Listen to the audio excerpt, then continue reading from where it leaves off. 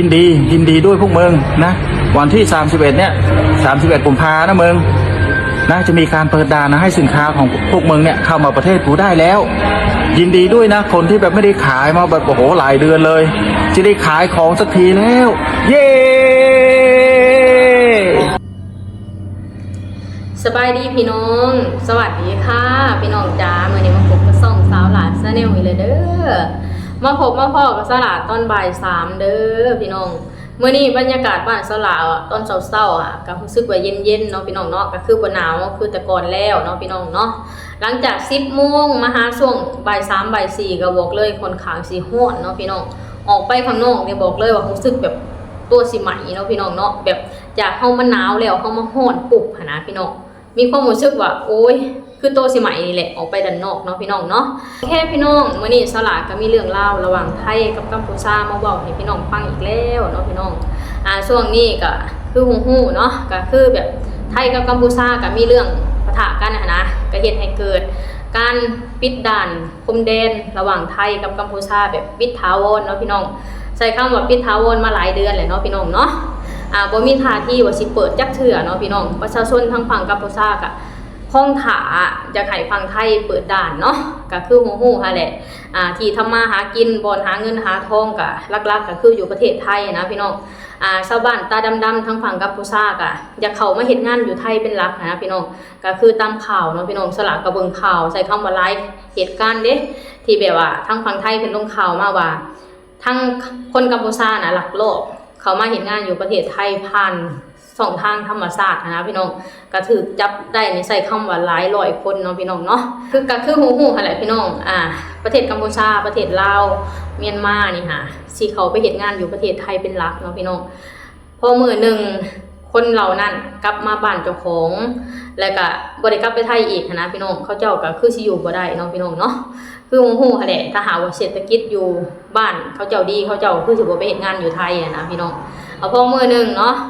ได้กลับมาอยู่บ้านเจ้าของก็คิดว่าสิมีเวียกเฮ็ดงานทำนะบัดสุดท้ายแล้วกลับมาแล้วก็บ่มีเวียกเฮ็ดงานทำนะพี่น้องก็อยู่บ่ได้เนาะบ่มีเงินนะก็จำเป็นต้องลักลอบเขาไปเฮ็ดงานอยู่ไทยคือเก่านะบางคนก็รอดโตไปบางคนก็ถูกจับได้นะพี่น้องอันนี้ก็คือตามสถานกรรมของมนุษย์เนาะพี่น้องเนาะโอเคพี่น้องหลังจากที่ปิดด่านมาดนเนาะพี่น้องสลากก็ได้เห็นข่าวหนึ่งเนาะพี่น้องใส่คำว่าแรงงานกัมพูชามีเฮเนาะทางฝั่งไทยไฟเขียวให้เปิดด่านเป็นทีเรียบร้อยแล้วอาจารย์โอ้ยใส่คำว่าดีใจแทนคนกัมพูชาเด้อบอกเลยถ้าหากว่าได้เปิดด่านน่ะใส่คำว่าคนกัมพูชานี่แบบ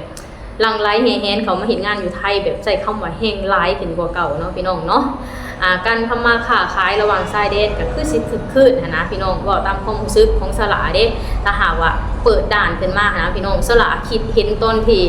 โควิดเนาะพี่น้องเนาะแบบปิดด่านทุกประเทศนะพี่น้องแบบว่าพอใส่เข้ามาเปิดด่านแล้วโอ้ยมีความรู้สึกว่าปลดล็อกนะพี่น้องคล้ายๆว่าเฮาอยู่ในกรงในกรอบเนี่ยมาหลายเดือนนะพอมื้อนึงใส่เข้ามาเปิดด่านแล้วคล้ายๆว่าเฮาเป็นอิสระเฮามีเสรีภาพนะพี่น้องอันนี้คือความรู้สึกของสลาเนาะก็สิบ่แตกต่างกับชาวกัมพูชาทุกมื้อนี้นะพี่น้องเพราะว่าจะข้ามมาเฮ็ดงานอยู่ไทยก็ข้ามมาบ่ได้ว่าเขาเจ้าปิดด่านนะพี่น้องก็คือมื้อนี้นะสลาก็เห็นข่าวเนาะว่าทางฝั่งไทยเพิ่นไฟเขียวแล้วให้เปิดด่านระหว่างไทยกับกัมพูชาเนาะพี่น้องเนาะโอเคเดี๋ยวเราไปเบิ่งคลิปเบิ่งข่าวกันเด้อพี่น้องชาวกัมพูชาทุกคนครับข่าวด่วนเลยนะครับไทยประกาศเปิดด่านชายแดนเขมรแล้วคนเขมรเฮทั้งประเทศจ่อรอเข้าประเทศไทยวันที่31กุมภาพันธ์นะครับฝากแชร์ให้คนเขมรหน่อยนะครับเนื่องจากคนเขมรเนี่ยเป็นคนที่ฉลาดมีไหวพริบแล้วเป็นคนที่หัวดีนะเป็นคนที่มีมันสมองนะครับฝากแชร์ให้คนเขมรฟังหน่อยนะครับ31กุมภาพันธ์มารอที่ชายแดนได้เลยคุณจะเข้ามาเรียนจะเข้ามารักษาเข้ามาทำงาน31กุมภาพันธ์ย้ำเลยนะคนเขมรฟังฝากแชร์ให้บักบอยด้วยนะครับพวกนี้มันฉลาดนะมันกินหญ้าแทนข้าวทุกคนกดแชร์กดคอมเมนต์ให้พวกมันหน่อยนะครับย้ำเลยนะอย่าลืมเข้ามาที่ประเทศไทยนะทุกคนนะไอเหม็นนะยินดีด้วยพวกมึงนะวันที่31เนี่ย31กุมภานะมึง นะจะมีการเปิดด่านนะให้สินค้าของพวกมึงเนี่ยเข้ามาประเทศกูได้แล้ว ยินดีด้วยนะคนที่แบบไม่ได้ขายมาแบบโอ้โหหลายเดือนเลยจะได้ขายของสักทีแล้ว เย้วันที่31กุมภานะเจอกันตามนั้นแหละ กัมพูชาเฮลั่นเฮทำไมใครบวชไทยประกาศเปิดด่านวันที่ 31 กุมภาพันธ์ 2569 ใครเป็นคนสั่ง เอาไม้ตีหีฉิกด้วยกัน นี่แหละพี่น้องทั้งพี่น้องไทยเพิ่นก็บ่ค่อยแบบเต็มใจหั้นนะพี่น้องเป็นหยังต้องมาเปิดด่านเนาะเพราะว่าทางคนไทยอ่ะเขาเจ้าแบบว่าบ่อยากให้เปิดด่านหั้นนะใส่คำว่าเป็นเสียงเดียวกันเด้ทางอันพี่น้องไทยอ่ะเขาเจ้าบ่อยากให้เปิดด่านให้ทางกัมพูชาเนาะพี่น้องเนาะว่าสุดท้ายแล้วก็ทางการก็ใส่คำว่าไฟเขียวให้เปิดด่านระหว่างไทยกับกัมพูชานะก็เฮ็ดให้ประชาชนไทยน่ะเขาเจ้าบ่พอใจเด้พี่น้องในความรู้สึกของเขาเจ้าสลาดเข้าใจเด้พี่น้องว่าเป็นหยังต้องเปิดนะเพราะสถานการณ์มันก็ยังบ่ได้แบบปกตินะพอทางฝั่งกัมพูชาก็ยังแบบมีเรื่องเล่าที่แบบว่าลุกล้ำอยู่นะพี่น้องแบบคล้ายๆแบบว่าบ่เฮ็ดตามอันขอตกลงอยู่นะพี่น้องแล้วเป็นหยังทางการฝั่งไทยคือต้องมาเปิดด่านนะพี่น้องพอเบิ่งไปเบิ่งมาเนาะสลาดก็เข้าใจพี่น้องไทยอยู่เด้ว่าเขาเจ้าคือมีความรู้สึกแบบนี้นะสลาดเข้าใจเด้พี่น้องเรื่องเล่านี่นะพี่น้องเศร้าหลากะเบิ่งข่าวเบิ่งแบบมีสติอยู่เด้พี่น้องคือแบบว่าทางฝั่งไทยเพิ่นก็ไฟเขียวเนาะให้เปิดด่านไทยกับกัมพูชาภายในวันที่31กุมภาพันธ์ปี2569นี้เพิ่นว่าป้าตัวเดือนกุมภานี่เด้พี่น้องเดือนหน้านี่เด้สิเปิดด่านแล้วเนาะพี่น้องแต่พอมาเบิ่งคักๆฟังคักๆแล้วพี่น้องเศร้าหลาก็เลยมา31กุมภาปี 2569สลาก็เลยมานั่งคิดว่าบ้านสลานี่ค่ะเดือนกุมภาน่ะมีแต่28-29วันเนาะพี่น้องบ่มีวันที่31เนาะพี่น้องเนาะเดือนกุมภานี่บ่มีวันที่31เด้อพี่น้องมีแต่วันที่28-29เนาะก็คือแบบว่าบ่มี31หรือว่าบ่มี30เนาะพี่น้องทางฝั่งไทยเพิ่นก็สื่อไปหั่นแหละพี่น้องว่าทางฝั่งไทยสิไฟเขียวให้เปิดด่านก็ต่อเมื่อเดือนกุมภาพันธ์น่ะมีฮอดวันที่31ถ้าหากว่าบ่มีฮอดวันที่31ก็คือว่าบ่ได้เปิดเนาะพี่น้องเนาะ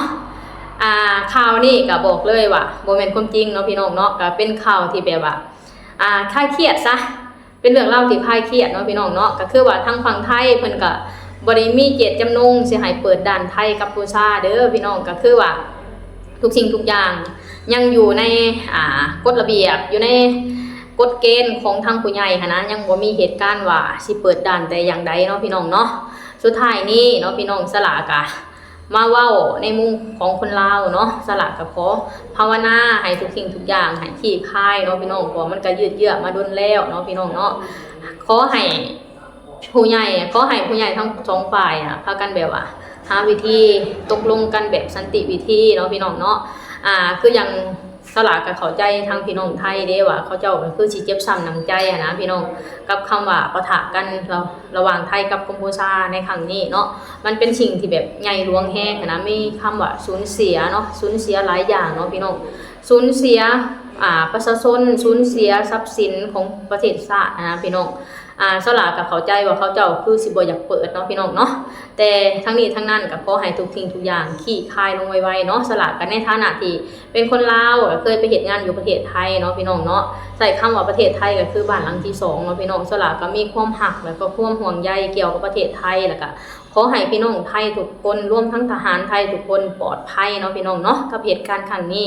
สำหรับคลิปนี้สลาก็ขอจบคลิปสำนี้ก่อนเด้อขอให้พี่น้องทุกคนกดไลค์กดแชร์กดติดตามให้สาวหลานเด้อสบายดีสวัสดีค่ะ